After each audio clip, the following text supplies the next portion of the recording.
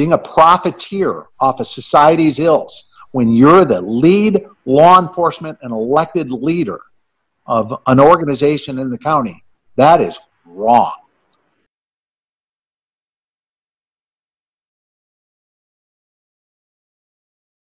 First off, facts are not attacks.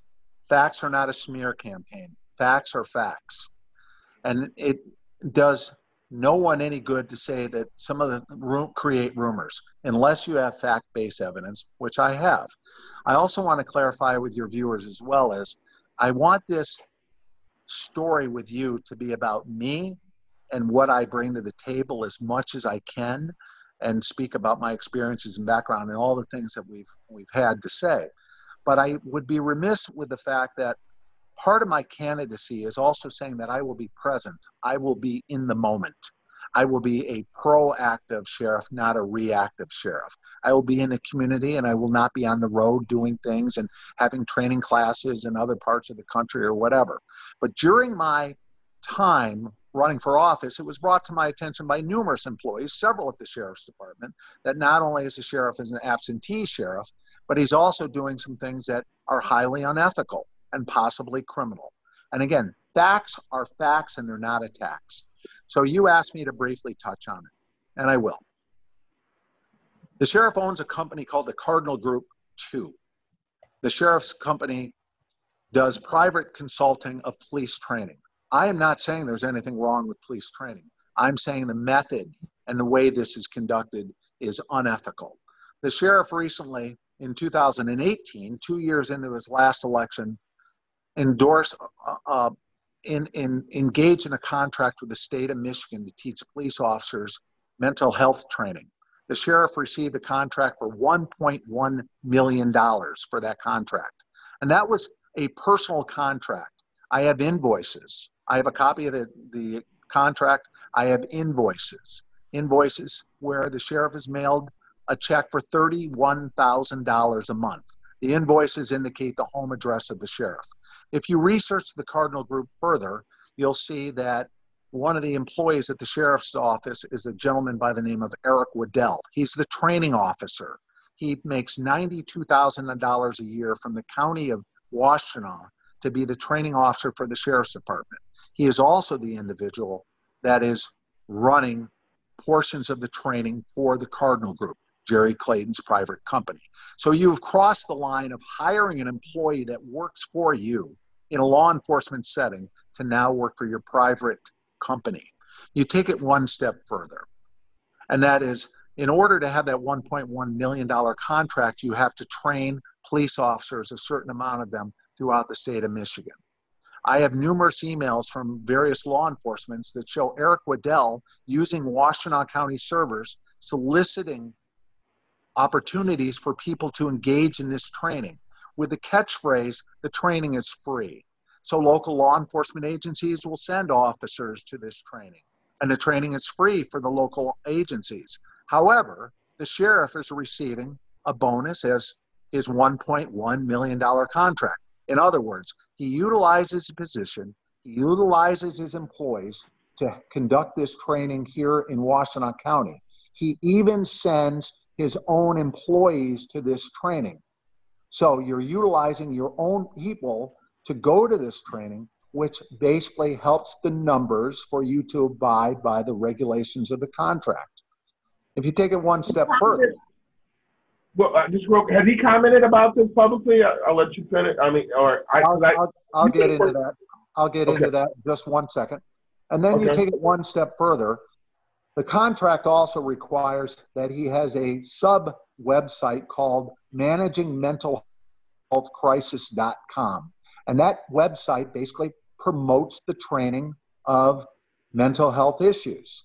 And the contract also requires, in year 2 of the contract, to have intellectual development disorder training for police officers, autism training, things of that nature. And year 3, substance use disorder training for police officers and public first responders.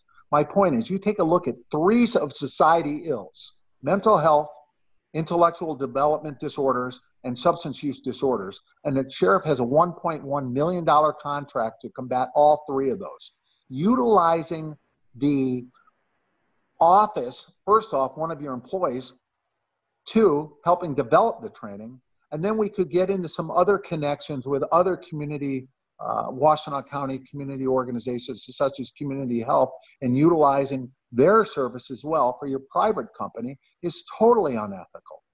So you go to managingmentalhealthcrisis.com and you'll see one of the companies, there's a page on that talking about endorsements. And one of the endorsements for the Managing Mental Health training is the Sheriff's Department logo.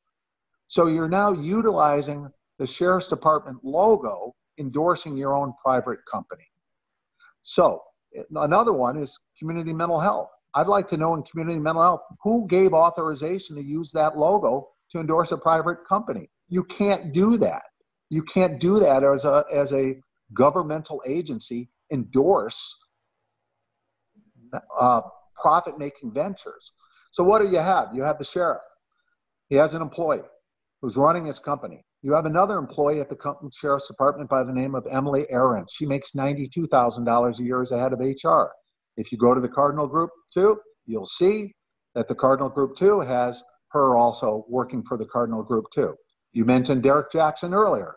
Derek Jackson also works for the Cardinal Group 2 as an employee if you go to the website. My point is this: you're an elected leader. Run the department you were elected to run, and don't run a multi-million-dollar company on the side utilizing the employees of the Sheriff's Department to supplement A, your income, and B, supplement your company. People who work in the Sheriff's Department should be fully committed to that. But there's no one that has oversight over the sheriff to look at this situation.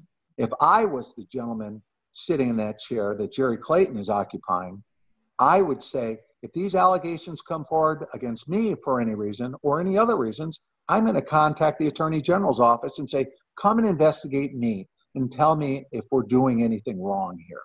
You asked if the sheriff's commented on it. We had a League of Women Voters, very briefly. The topic came up, and he basically, it was a forum. It's a forum. Okay. A forum is a very, yeah, I went to one of theirs. I know. Right.